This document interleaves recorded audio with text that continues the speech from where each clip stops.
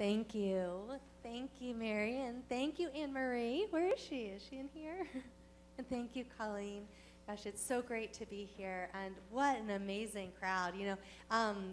I love watching Oprah when she compliments her audience. She's like, I have the best looking audience ever. That's totally how I feel this morning. I'm like, this is just eye candy. And what a beautiful space to be in. I really want to thank GE for hosting this event and United Way for inviting me. I have to tell you that as a speaker, this is like a dream venue for me. This is really, gosh, just so gorgeous. The chairs, and it's like something you would see on a movie. So thank you so much for having me here. So we are going to talk today about cultivating your magical it factor. So you've all heard the term, the trending term, they have it, that magical it factor. But we can be left wondering, what exactly does that mean? And why do some people have it and some people don't seem to have it? And if they have it and I don't have it, how can I get it, right? So we're going to talk about that and how we can really cultivate that inside of ourselves, because most women really want to be as successful as possible in life and in business, and the it factor is what makes the difference. And it's not something that you can learn, it's not something that you can study, it's not something that you can fill your head with a bunch of knowledge and then suddenly you just know how to have the it factor, but it is something that can be cultivated inside of you. And the whole premise of the it factor is that it's something that radiates from inside of you. It very much has to do with your core essence and your ability to command your presence. So I really want you to hear that. Your ability to command your presence is what determines this it factor that everyone is so magnetized to. So top CEOs have it, politicians have it, celebrities have it. They know how to command their presence in such a way that everyone pays attention. All eyes are on them. So how do we do that? That's what we're going to explore today. And it's so important to get these concepts, because once you drop into this space of really being able to have a solid core essence and being able to sit in that place of power and knowing how to run your energy and command your presence, then everything that you want becomes effortless. It starts to be magnetized to you, and we're going to talk about actually the scientifics behind that in just a moment. So there is research that has been done that says that only 7% of communication is verbal, right?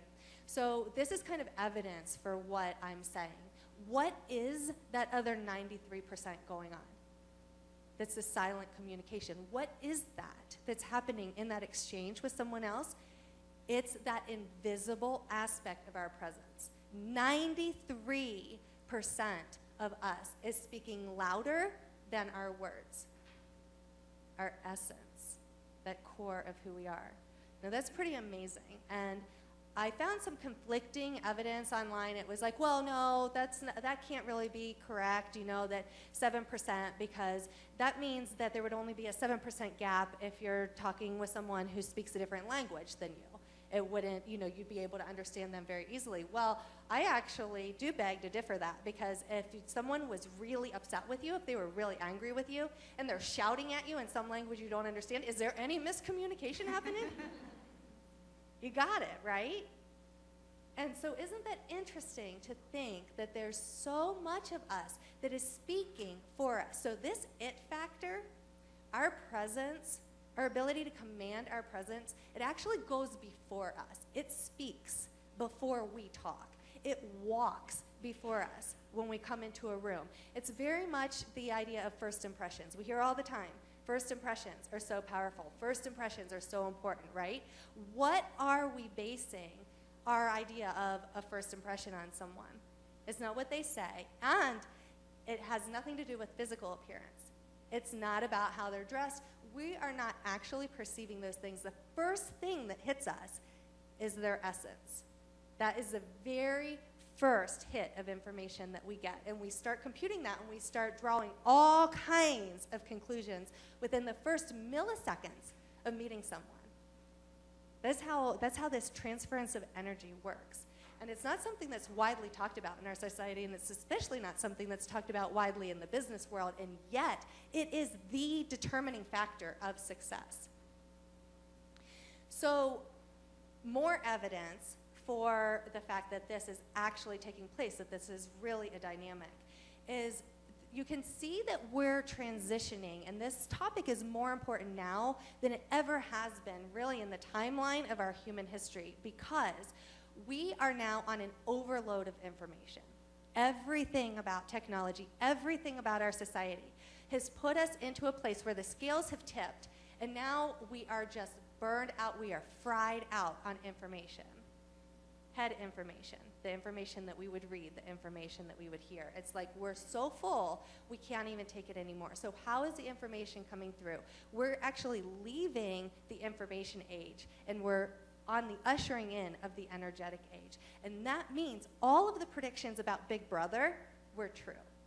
You've heard for decades the prediction that Big Brother is coming, right? Well, here's what is fascinating, is that Big Brother is here, but it's not some government institution. It's every single one of us, because there are no secrets anymore. Our energy is speaking too loudly for us to get away with anything. If someone says something to you and their energy does not match what they say, you can feel just like that something's off. Have you had that experience before? Have you had someone say, "No, I'm not mad at you"? And you're like, "Oh, yeah, you are, right?" It doesn't matter what they say. It doesn't even matter if they're smiling, and it doesn't matter if they're dressed super cute. They cannot get away with lying.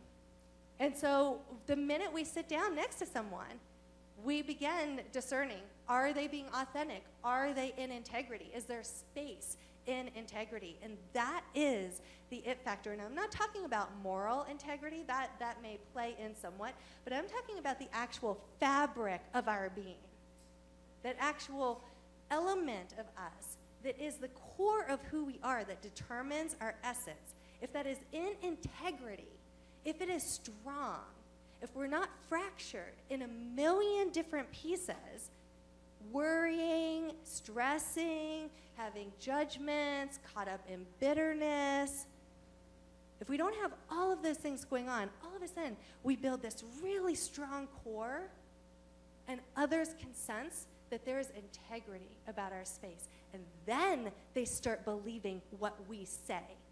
So then our words carry so much more weight. People listen when we talk because we are believable.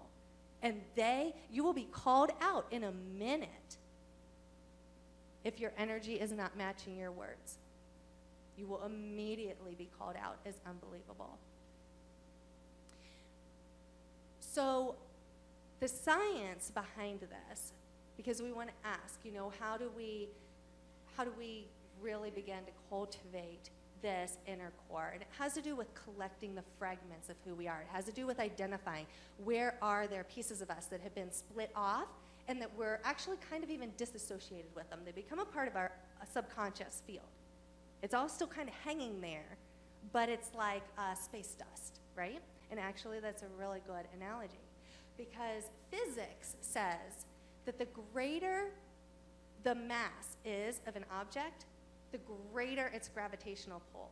So I learned recently how black holes work, and I learned that they're not actually holes at all. And this was really fascinating to me. I don't know how many of you already know this information, but a black hole is actually a star that has imploded upon itself. So all the fragments that are around the star's space come together into one solid mass, and it's so dense, it can be like the size of my fist, but it is so dense that everything, even close to its field, gets sucked to it, and it gets flattened to the surface. I thought that was wildly interesting, because I always wondered how we had these holes in our universe. No, we don't have holes in our universe. What we have is super dense mass that attracts everything to it. And that is exactly the premise of this. So as we cultivate our it factor, as we get really clear and real and clean about our essence, and we collect all the fragments of who we are, what happens is we begin to build a core with great mass. We begin to build the density of who we are. We become so anchored in our body and so anchored in our presence that we are commanding the space around us. And do you remember when I said, when we have these concepts down, everything that we want automatically is suddenly magically magnetized to us, because it's the concept of a black hole. We become walking black holes. The greater our mass is, the greater the integrity of our spaces, the more that everything we ever wanted is magnetized to us by our gravitational field, the stronger our gravitational pull is. And again, we can see this with celebrities, right? Celebrities who know how to command their presence, how much gravitational pull do they have? How many eyes do they have on them? People who don't even know them are just fascinated by their lives. Why? Because that's how wide their gravitational pull is. They're like walking black holes. Everything around them gets sucked right to them. So you want to know how to get the promotion you're after? This is how you get the promotion you're after. You want to know how to attract that relationship of your dreams? This is how you attract the relationship of your dreams. You do your work. You get really clear about who you are. You build a relationship with yourself that is so knowledgeable and so aware and so strong that at will you're able to reach up into this space, identify this fragment that's sitting out there, pull it in right here, right to your core, and you've now strengthened your whole gravitational field. Are you with me? Yeah? So we're going to talk about how to do that, and the keystone is awareness. Now, I just mentioned really building a solid relationship with ourselves. And, you know, when I was out here mingling with you guys before, I wanted to be a part of the group, and I was so surprised. You know, I didn't get the email that was, like, about this event, but apparently my picture was on it, so I had lots of people recognizing me. I'm like, oh, how do you? I'm just meeting you for the first time. So, but I had a lovely conversation with Carla when I was out there, and I hope she doesn't mind me sharing this story, because she is just a walking, living, breathing example of this. And she told me, we were talking about the fact that I'm a writer, and she was like, oh, you know, I'm kind of a secret writer. And she said, you know, I write poetry. And she said, but I've never really stepped up into it. I've never really embraced it, except for one time. She said, except there was this one time that there was a poetry competition, and she said the prize was an Xbox. And so I decided to enter it because I was kind of refusing to buy my kids an Xbox, but I knew they wanted one, and so I thought, well, that's some good incentive. Guess what? She did her work. She came into her integrity. She stepped up into a fragment that was in her space, right? You're actually a poet. You're actually a poet. She pulled it in here. She owned it. She entered the competition. Guess who won the Xbox? It totally happened. It's just like that gravitational pull, didn't it, Carla? You can verify it. And who knows? You know, who even knows if her poetry was quote-unquote better than anyone else's? That doesn't matter. What we know is that she had the it factor that night. What we know is that when she took the stage, she commanded her presence in such a way that the winning of that Xbox was magnetized into her space, just like that. Isn't that so cool? So one of the ways we can enter into building this keystone of awareness is by doing a quick assessment of our own space, okay? And there's 4 areas that we can concentrate on as being main areas. And this can take a little bit of practice, so I'm just gonna give you like the tip of the iceberg today, and then you can take it home and practice with it. So the first is in our head space. And what can happen there is a bunch of negative, judgmental thoughts. So when our thinking is out of whack, we are fragmenting from ourselves. Okay, so when we are caught up in negative thinking and insecurities, our presence isn't as strong as it could be. Even if we're really trying to be present, like I said, others around us, primarily ourselves, can tell that we're not present and we're not truly enjoying the moment because we're up here somewhere. We've got space dust happening, okay? So that's one of the first places we can become aware of, and we can begin course correcting and pulling that into our core. The second place is in our heart space, and this is the space of relationships and emotions. So if we've ever had our heart broken, or we have bitterness about a relationship, we have longing, we have grief, we have loss, we have unresolved emotional relationship issues in our life, that becomes space dust for us. So we can gently place our awareness on it and call it back, and I'll talk about that more in a minute. The third place is actually our power center, our gut. So we've got head, heart, and gut, right? So the third place is our gut, and this has to do with our position of power. So if we're in a power struggle with someone, it becomes space dust for us. We don't feel as confident in who we are because we're engaged in this power struggle. So if you feel that dynamic happening, again, you can lovingly love it back to its center. And then the fourth place is our root system. So we have head, heart, gut, and roots. And our root system has to do with basic needs. This is like our primal essence as a human being. So if we're having financial worries, if we're having health worries, we feel on a very core level that our existence is being threatened, and that becomes space dust for us. And it impacts the command of our presence. Okay, so what are the keys to being able to bring those pieces into a more cohesive part of who we are? Well, it has to do with acknowledgement and acceptance. So the first step is to acknowledge that it's happening. So when we can do a quick assessment of those 4 areas, we can kind of check out where we're fragmenting, where we're disassociating from our core. We cannot change what we don't acknowledge. So the first step is acknowledgement. And then the second step is acceptance. And I tell you, it is amazing what happens the minute we acknowledge something. And again, there's scientific evidence for this. Quantum physics has studied that particles behave differently under observation than when they're not being observed. The same thing is true with our own space. When we are observing what is happening in our space, it behaves differently under our gaze, under our observation. Isn't that so cool? Look at the powers that we have. When we place our eyes on it, it immediately behaves and reacts differently. So we don't have to have some big solution. We don't have to figure out how to untangle this emotional mess that's, 40 years long in our life. All we have to do is look at it, and it will begin shifting. One of my favorite illustrations for this is using the emotion of jealousy as a surprise emotion that can actually work for us. It's all about turning the concept on its head and building a brand new relationship with it. It's all about acceptance. It's all about acknowledgement and then acceptance, because there is a radical difference between the energies of jealous wanting and motivating desire. And they are the same thing. But when we're feeling jealous, we beat ourselves up. We get in a position of bitterness. Let's say our coworker got that promotion that we really wanted. What is happening? We become so fragmented. We don't feel strong at all. We're feeling bitter towards them. We're feeling jealous. On top of that, we're angry with ourselves that we didn't do whatever it took to be the one to win that position. And then thirdly, we further complicate it. We further split off by feeling guilty that we're feeling jealous, because we've been taught that feeling jealous is a bad emotion.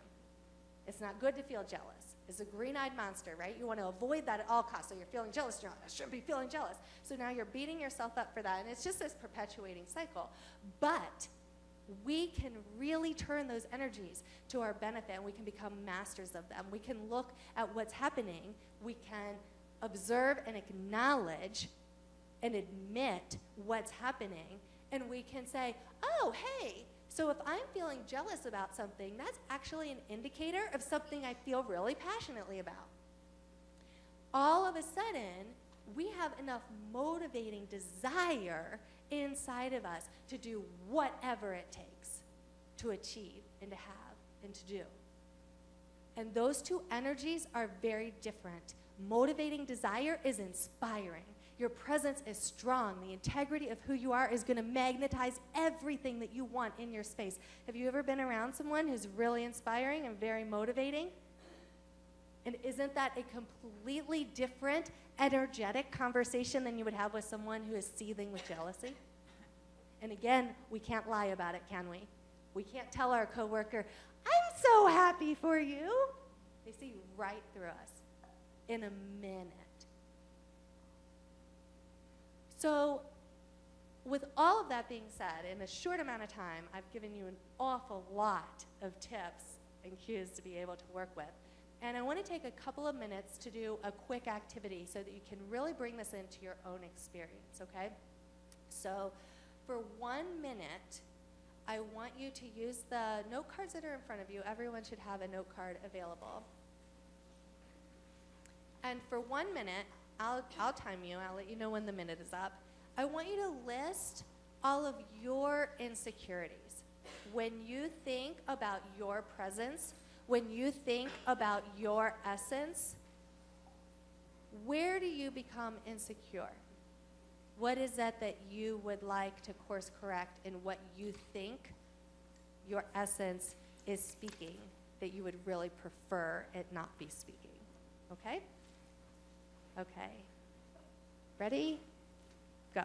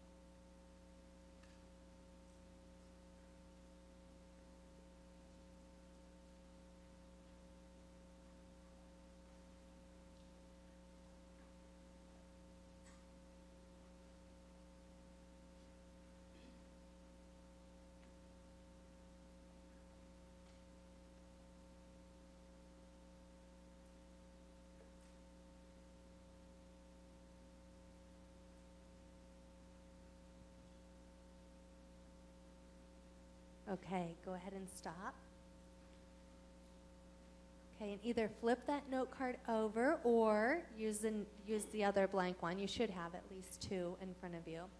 Okay, and so now for 2 minutes, I want you to list what your strengths are. What are the things that you know about yourself that you feel super confident, super competent, and it makes you feel really strong inside? And the reason we're doing this for 2 minutes is because we should always be spending twice as much time thinking about our strengths as we do our weaknesses, right? Or our insecurities. Okay, go.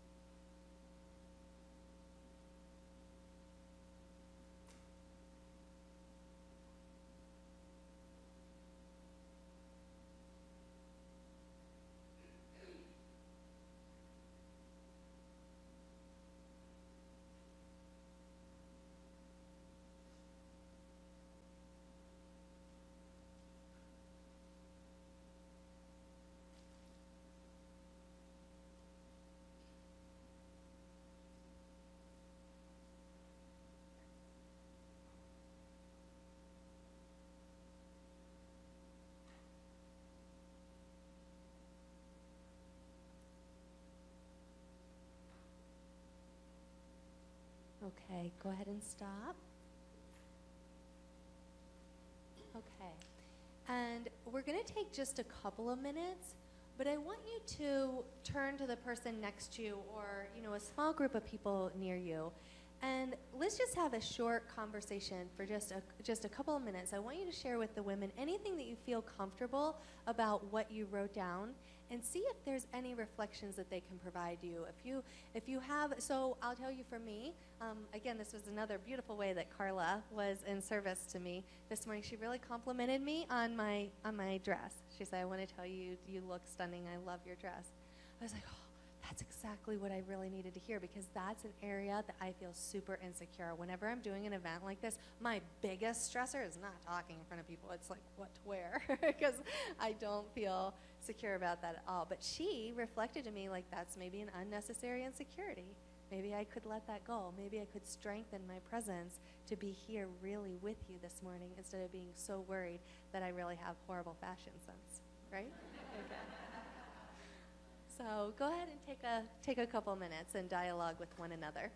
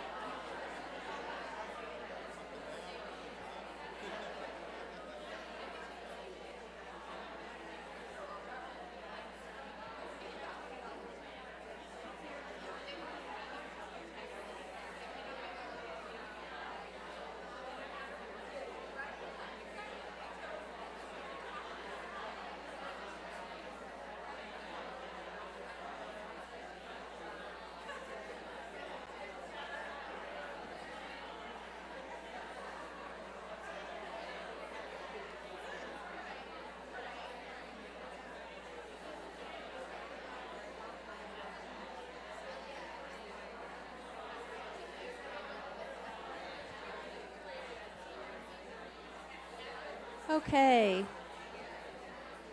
So go ahead and wrap up, and let's start coming back together. See if you can find a stopping place.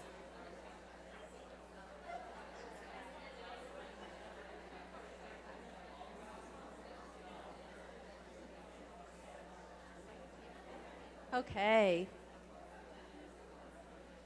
So one of my very favorite things about this room is that there are so many microphones. Like, it's really easy to be able to converse with you instead of needing to pass a mic or have someone come up to a mic. So let's just have a large group conversation for a second. Who would like to offer some insights or thoughts, or if you have any questions for me? If you just hit the button, right? Is that right, Mary? You just hold the button and then talk into the mic. So what do you think? Any surprise findings?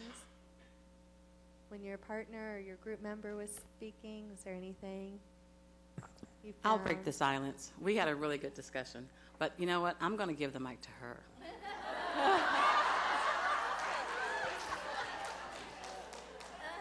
She knows why I'm doing this as well. Well, there you go.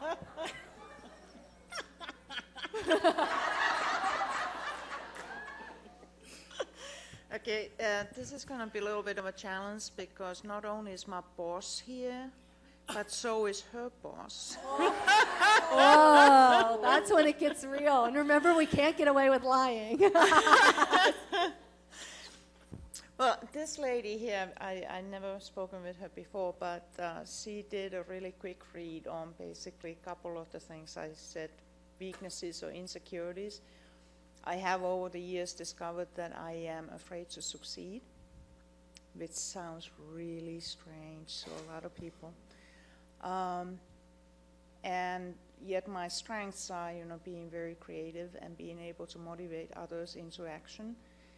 And she was saying that I need to stop treating myself as a doormat and start looking at myself as a door and not be the behind-the-scenes boss, but be brave enough to step out there and truly stand up tall. So I thought that she read me very, very quickly. That was the 30-second session, which was well worth being here. Good job. Hey. I think we must have a natural life coach up there. So what happened, and the only reason why I said that is we're looking for another house right now.